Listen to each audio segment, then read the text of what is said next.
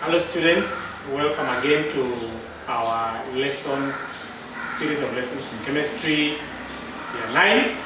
And as usual, my name is Mr. Situma. Now, our topic of discussion today is a new era in chemistry. This is the first part of introduction of chemistry to year 10 work. So I hope you're going to work with me gently, because we have been very careful to look at the work in year 9. So I introduce you gently through the year 10 work from the very starting point. And our topic of discussion is the carbon cycle. The carbon cycle.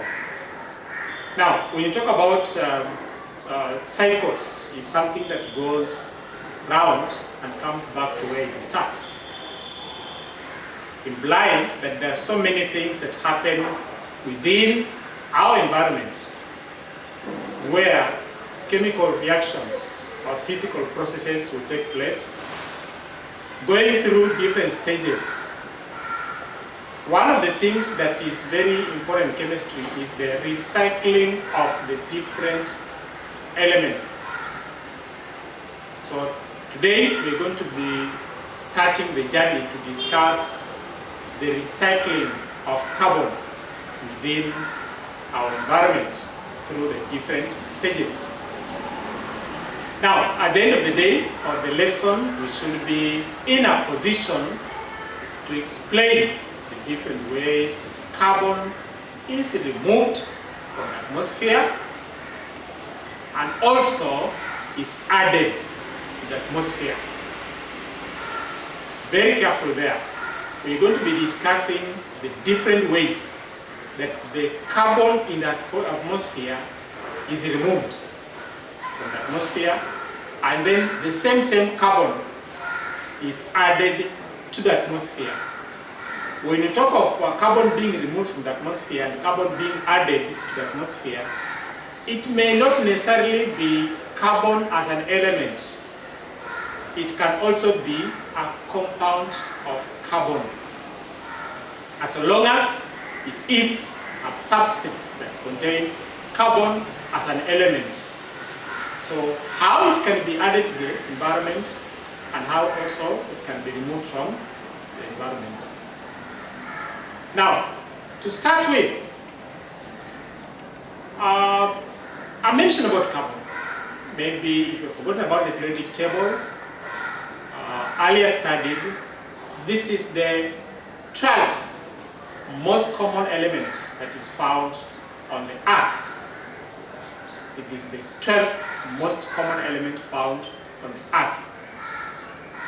And it normally forms about 1% of the Earth's crust. The surface of the Earth is composed of 1% carbon. Now, two things strike us that this element is the 12th most common, not the 12th element, but 12th most common. In the periodic table, it is the element number 6, because the configuration is 2,4 for carbon. The electronic configuration is 2,4. So the fact that this is the 6th common element, it is important for us to be able to understand this particular element in detail. And then to crown it all, it forms 1% of the Earth's crust, which means it has a very big role that it plays on the planet Earth, because it is a major component in almost all the life that happens on the surface of the Earth. Therefore, the carbon cycle is very important to ensure that life is sustained on the Earth, being the 12th most common and also having such a wonderful percentage of 1% on the Earth's crust, it is important that this element is not wiped off the Earth, implying that it forms a better part of the life. When we talk about life, maybe someone could be wondering, what is Malimo referring to when he talks about life?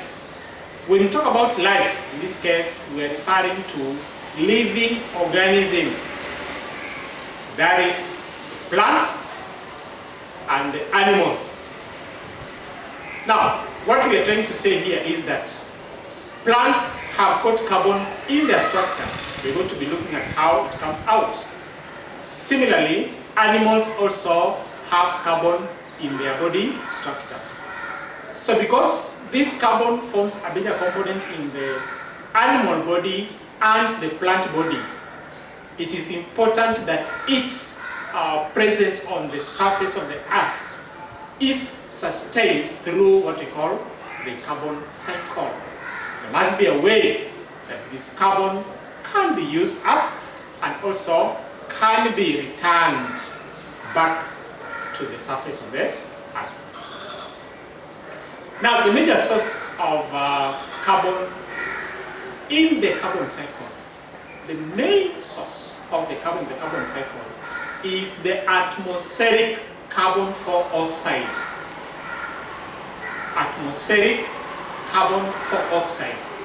This one normally forms about 0.03 to 0.04% of the atmosphere.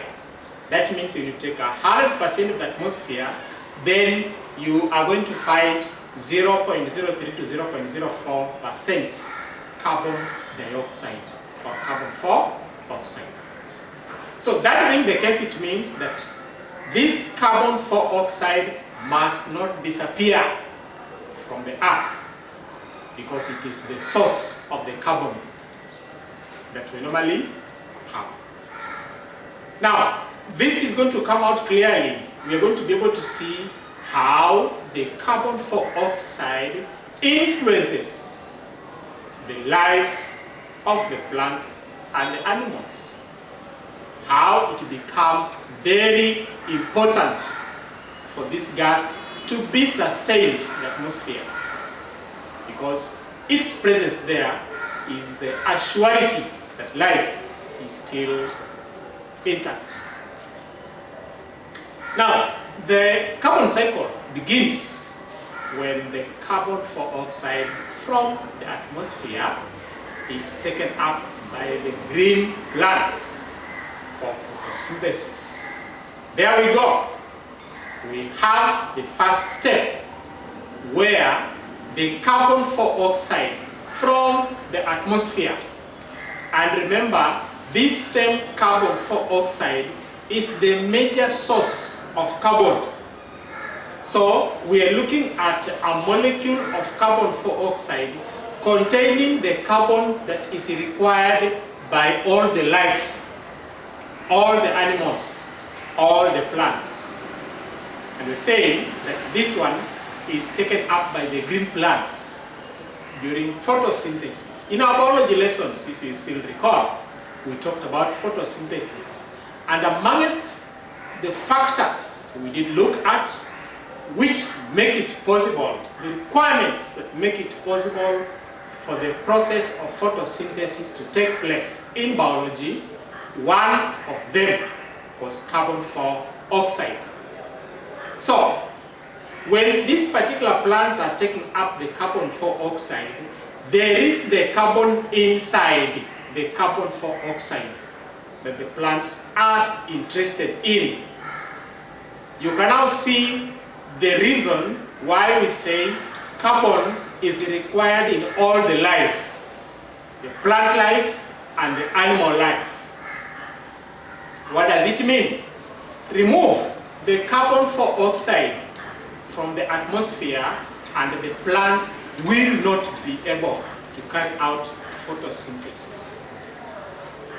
Just remove carbon dioxide and there will be no photosynthesis. Why?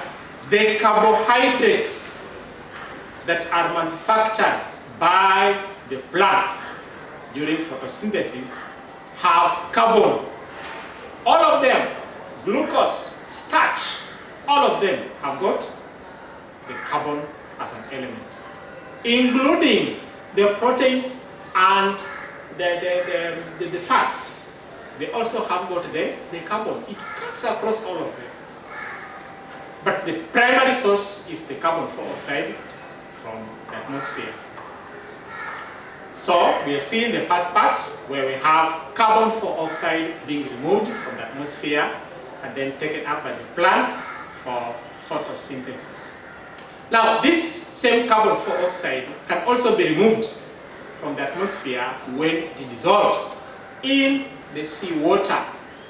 When you have a large water body, it can dissolve a lot of carbon dioxide from the atmosphere. We'll be able to see in our second part how this dissolved carbon dioxide can become useful to the living organisms. See you in the second segment.